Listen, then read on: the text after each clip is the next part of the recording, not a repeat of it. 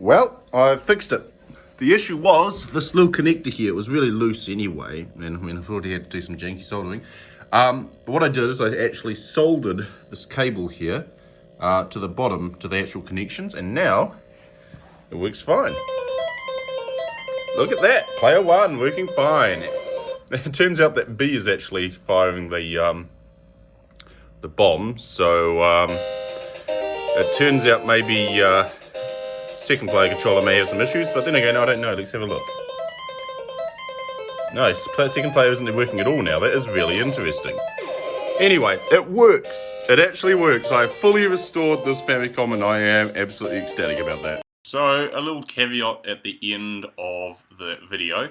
Firstly, here are a couple of pictures, I'll zoom in, of the microchip board. So you can see I have connected here the power supply. It just kept coming off the switch, so I ended up just soldering on like that. These two are actually in there. They're just on the reverse of the board because it's a pain in the butt. I have solder wick, but trying to clean like the holes through the through-hole capacitors, it's a pain. So I ended up just soldering them on the bottom.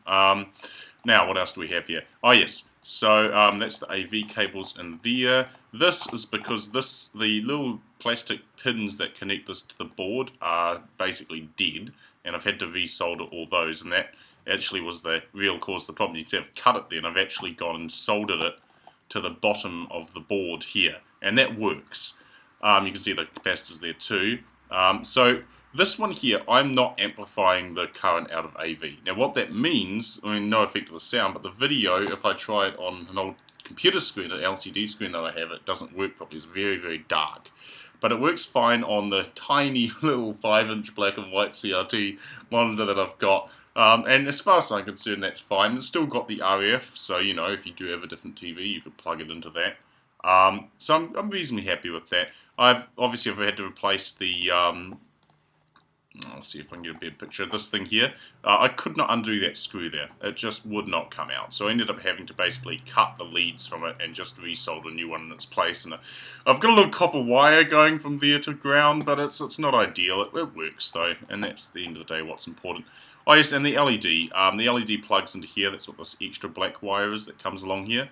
And then it's also attached to the switch. So that's all the upgrade. Oh, last upgrade, the fuse. I had to replace the fuse because originally I plugged in a New Zealand 12 volt wall adapter, which was DC, no problem there. The issue is that it's got the positive pin on the inside, whereas the Famicom, the original one, has the negative pin on the inside, and so it kind of wrecked the fuse and I had to replace it. But yeah, it works. Now the reason I'm doing this so long afterwards, is I've discovered an issue with my power supply. It's not an unsolvable issue. It's just that if the battery goes below about 8 volts, you start to get all sorts of issues with the CPU and the PPU not getting enough power. Now I thought it was actually an issue with the CPU or PPU, so I was like, oh no, I've wrecked my Famicom up to finally getting it working, but no, it was just the battery, so I got another battery.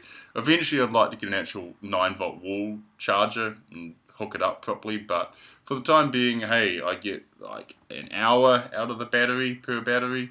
It's not ideal, but I'm going to probably get a rechargeable one and just that'll do me. Yeah, so signing off here.